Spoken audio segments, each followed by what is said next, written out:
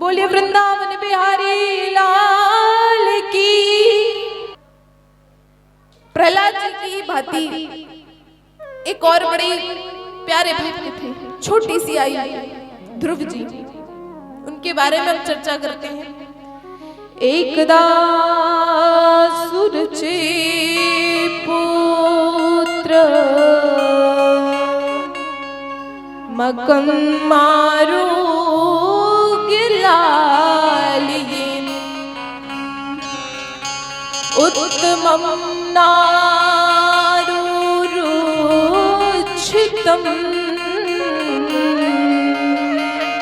ध्रुवं राजाभयनंदिता।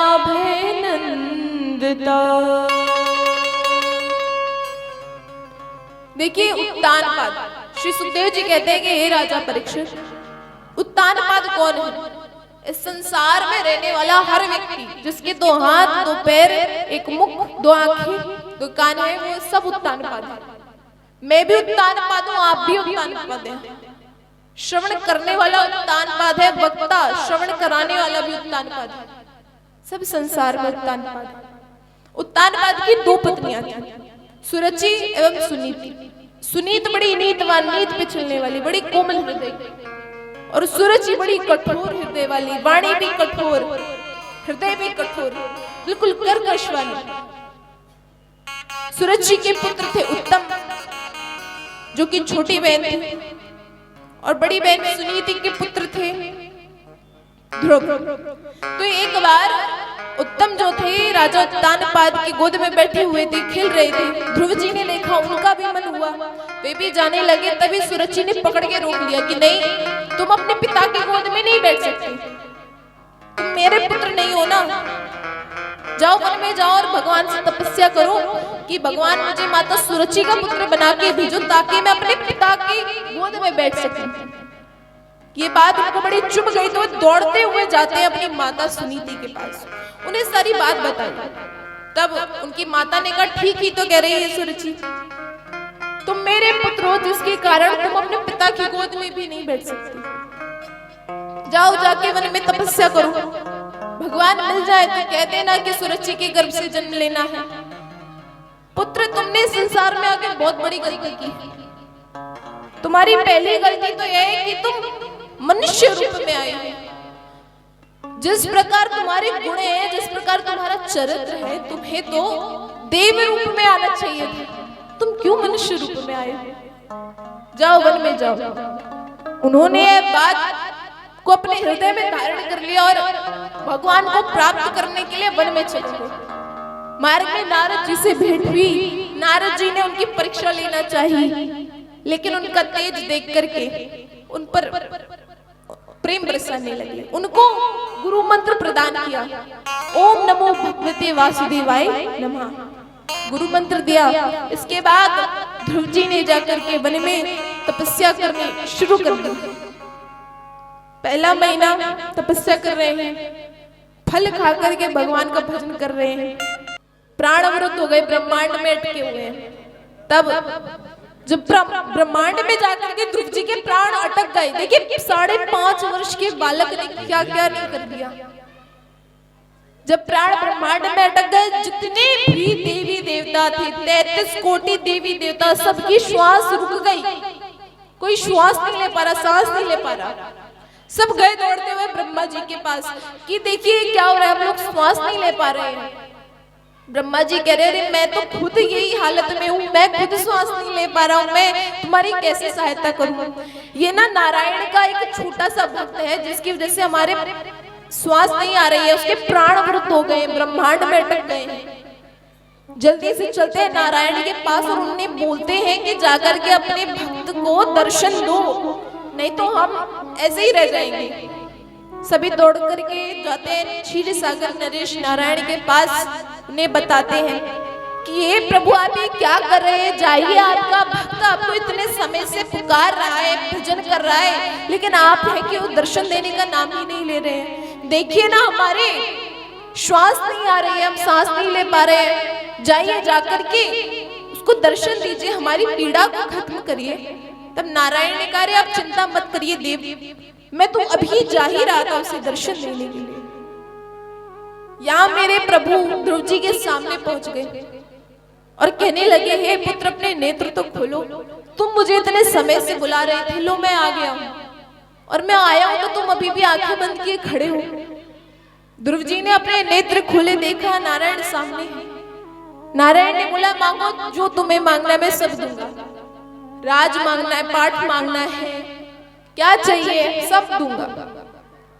उन्होंने कितनी सुंदर बात कही, प्रभु मुझे इस संसार की कोई भी वस्तु नहीं चाहिए, अब मुझे आप मिल गए हैं तो सारी वस्तु, मैं मांगने तो आपसे कुछ और आया था, लेकिन अब आपके दर्शन हुए ना तो सब कुछ आपके सामने तुच्छ लग रहा है, तुच्छ।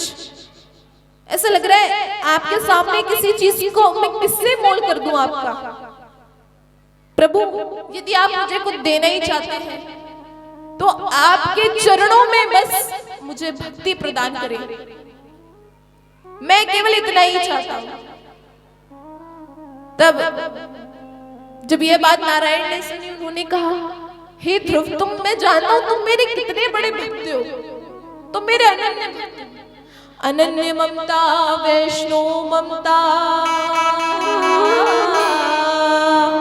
प्रेम संगीता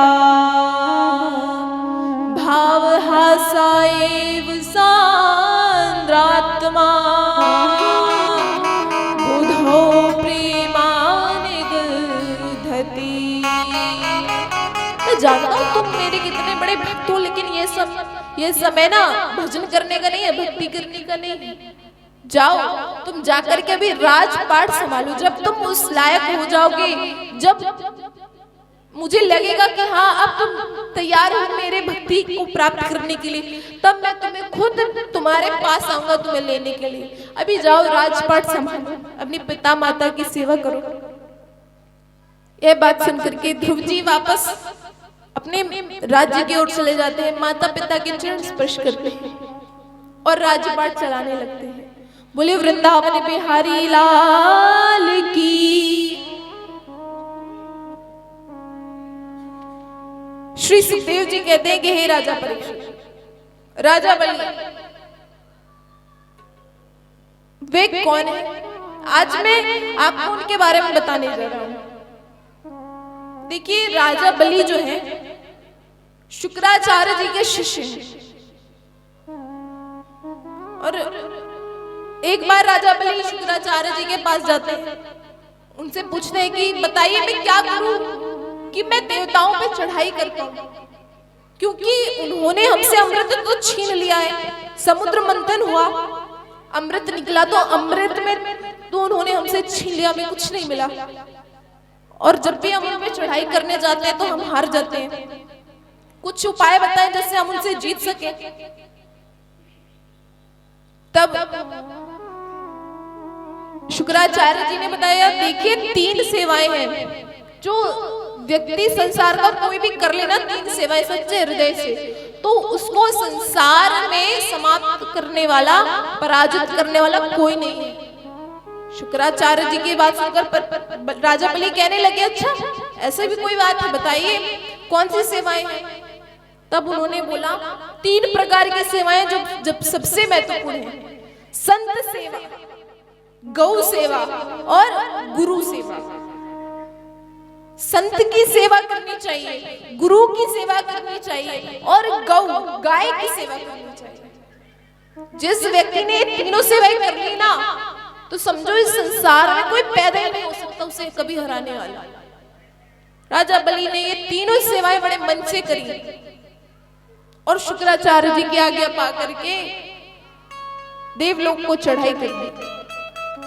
सभी देवताओं को हरा दिया, इंद्र को हरा करके इंद्र का सिंहासन, तीनों लोगों का राजपाट, 3 लोग हैं, तीनों लोगों का राजपाट सब देवताओं से छीन करके राजा बलि ने अपने पास रख लिया। राजा बलि असुर प्रवृत्ति के, लेकिन एक बड़ी खासियत है उनकी कि वे दानी बहुत बड़े हैं। उनके महल में, उनके द्वार में कोई भी आ जाता है ना तो कभी खाली हाथ नहीं जाता। तब माता अदिति जो देवताओं की माँ है उनको बड़ी चिंता होने लगी। बताओ मेरे पुत्रों का राज सिंहासन जो है राजा बलि ने छीन लिया है, मैं क्या करूं, बड़ी चिंता में। जब कश्यप जी ने उनकी चिंता देखी, उन्हें उपाय बताया कि मैं तुम्हें एक उपाय बता रहा हूं, अगर तुमने उपाय किया ना तो तुम्हारे वंश में एक ऐसा बालक जन्म लेगा जो कि राजा बलि से देवताओं का राजपाट छीन करके उन्हें वापस करेगा।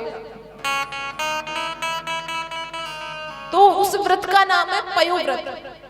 फाल्गुन मास में प्रतिपदा से लेकर के द्वादश तिथि तक इस व्रत को किया जाता है और इस व्रत में केवल दूध पी करके ही रहना पड़ता है और कुछ नहीं खा सकता। माता अदिति ने ये व्रत बड़े हृदय लगा करके बड़े प्रेम से किया। फिर शुक्ल पक्ष को द्वादशी तिथि को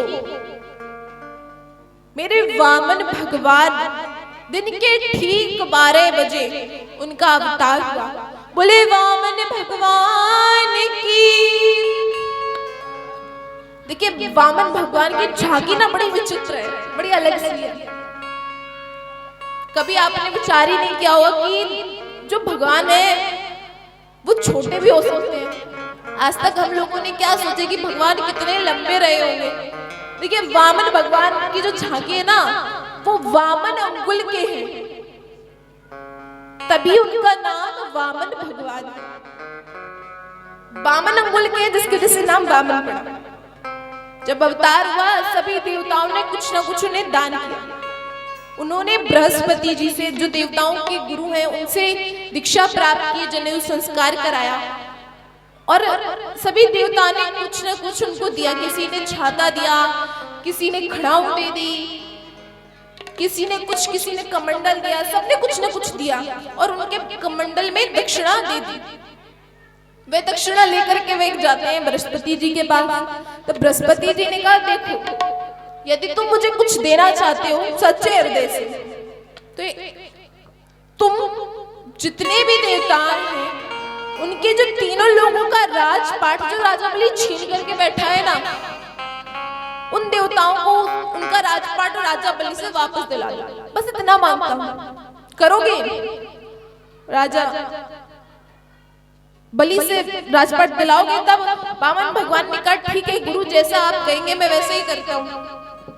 उनकी बात मान करके वामन भगवान चले जाते हैं राजा बलि के द्वार पर और वहां राजा बलि अपने महल में बैठ करके यज्ञ कर रहे होते हैं शुक्राचार्य जी समेत। जिसे द्वार पर वामन भगवान गए तो उनके माथे पर वो तेज एक झलक रहा था। ब्राह्मण थे, बड़ा तेज झलक रहा था उनके चेहरे पर। तो यज्ञ करते करते उनका ध्यान वामन भगवान की तरफ चला गया। उन्होंने मन में सोचा कितना तेजस्वी ब्राह्मण प्रतीत हो रहा है, कितना तेजस्वी बालक, इसको तो मैं खाली हाथ नहीं जाने दूंगा। शुक्राचार्य जी से कहने लगे देखिए कितना तेजस्वी बालक है। शुक्राचार्य जी ने कहा हाँ। राजा बलि ने कहा मेरे द्वार आए, मैं कुछ दान देकर करके आता हूं। गए राजा बलि वामन भगवान के पास, पूछने लगे कि हे ब्राह्मण देव आप मेरे द्वार पर आए हैं, बताइए आपको क्या चाहिए। मेरे द्वार पर कोई भी आता है खाली हाथ नहीं जाता, आपको क्या चाहिए। तब वामन भगवान ने कुछ नहीं बोला। उन्होंने कहा राजा बलि ने कि आप कहें तो मैं आपको कुछ गांव दान कर दूं, या आप कहें तो मैं आपके लिए महल बनवा दूं, आप कहें तो मैं आपको गौएं दान कर दूं, क्या चाहिए आपको। वामन भगवान शांत बिल्कुल खड़े हुए, कुछ नहीं बोला। तभी राजा बलि ने बोला एक काम करता हूं, मैं आपका विवाह करा देता हूं। तभी वामन भगवान कहने लगे अरे भैया मुझे विवाह नहीं करना। विवाह करने के बाद पता है कितनी जिम्मेदारियां आ जाती हैं। पत्नी का ख्याल रखो, बच्चों का ख्याल रखो, उनको मैं रखूंगा कहाँ पे, उनको खिलाऊंगा पिलाऊंगा क्या, उनका लालन पालन कैसे करूंगा। तब राजा बलि ने कहा कि देखो यदि तुम चाहते हो मैं तुम्हारा विवाह करा दूंगा, तुम्हें तुम्हारे लिए एक महल बनवा दूंगा और उसमें एक रसोई घर और साथ में तुम्हें कुछ गांव दान में कर दूंगा जिससे तुम अपने बच्चों का लालन पालन करना। देखो वामन भगवान ने कहा राजन तुम बड़े प्रतापी बनते हो, यदि कुछ देना ही चाहते हो तो मैं तुमसे मांगूंगा।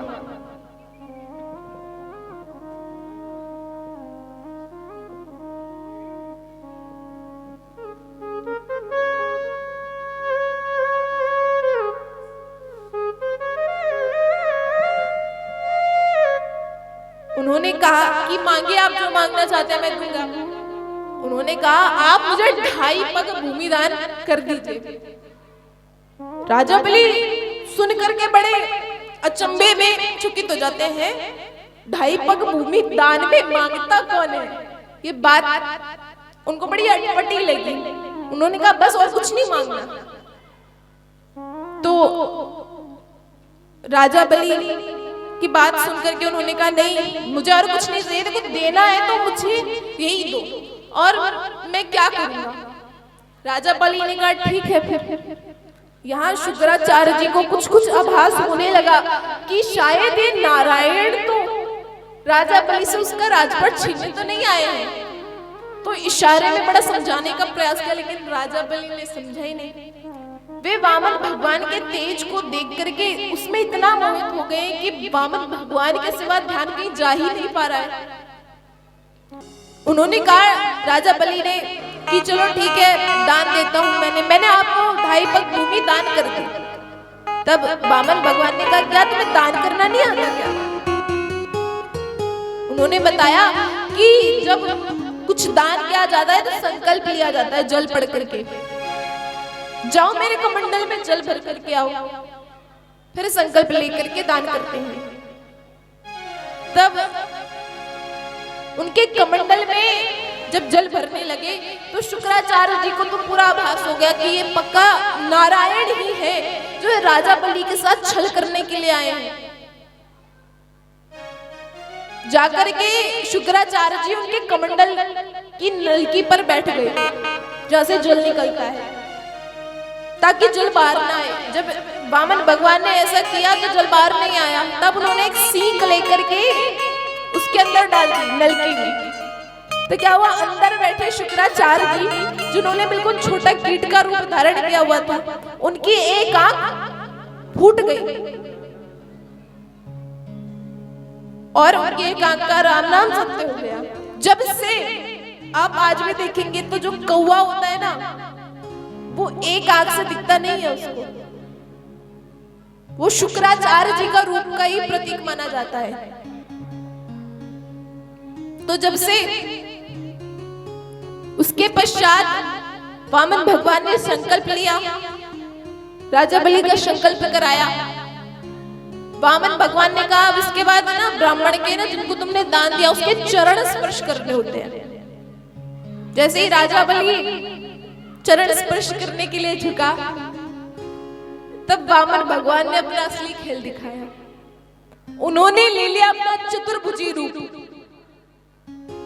अपना विराट विशाल रूप धारण किया। एक पग से उन्होंने इस पूरी पृथ्वी को नाप लिया, दूसरे पग से उन्होंने इस पूरे तीनों लोगों को नाप लिया। अब बचा आधा पग।